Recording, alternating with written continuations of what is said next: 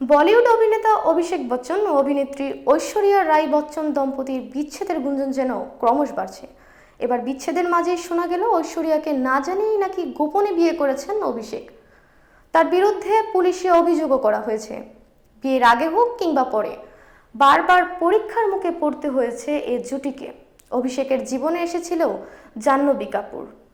তারা একে অন্যকে মন দিয়েছেন, গোপনে নাকি বিয়েও করেছেন। তা নিয়ে সামাজিক মাধ্যমে নেটিজেনদের মাঝে হইচই পড়ে।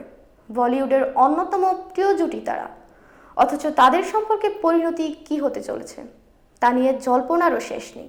বলিপাড়ায় কান পাতলেই এখন বচ্চন সংসারের অশান্তি নিয়ে আলোচনা হয়। গত বছরের শেষ থেকেই বচ্চনদের অন্দরমহল নিয়ে মুখর ছিল সামাজিক মাধ্যম। নতুন বছরের শুরুতেই বিরাট চমক দিয়েছিলেন বচ্চন দম্পতি। সপরিবার দোল উদযাপন করেছিলেন তারা।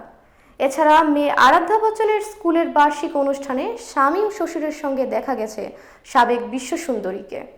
তারপর মেয়ে ও স্ত্রীকে নিয়ে দুবাই ভ্রমণে গিয়েছিলেন জুনিয়র বচ্চন। ফিরে এসে বাবা মায়ের বাড়ির কাছে একটি ফ্ল্যাট কিনেন অভিনেতা।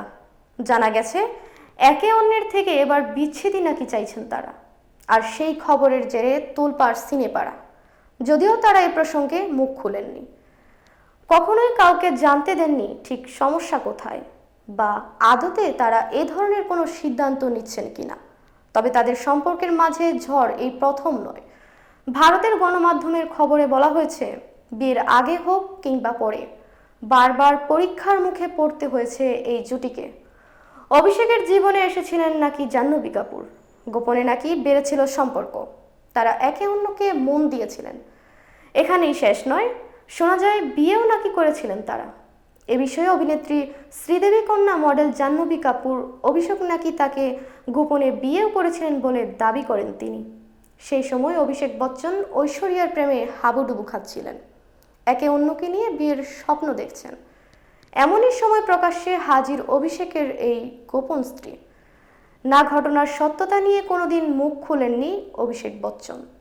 তবে আত্মহত্যার চেষ্টা করেছিলেন মডেল জাহ্নবী, তা খবরের শিরোনামে উঠে আসে। যদিও তা চাপা থাকেনি, পুলিশ পর্যন্ত পৌঁছে গিয়েছিল এ খবর, জানিয়ে রীতিমতো সমস্যায় পড়তে হয়েছিল জাহ্নবী কাপুরকে।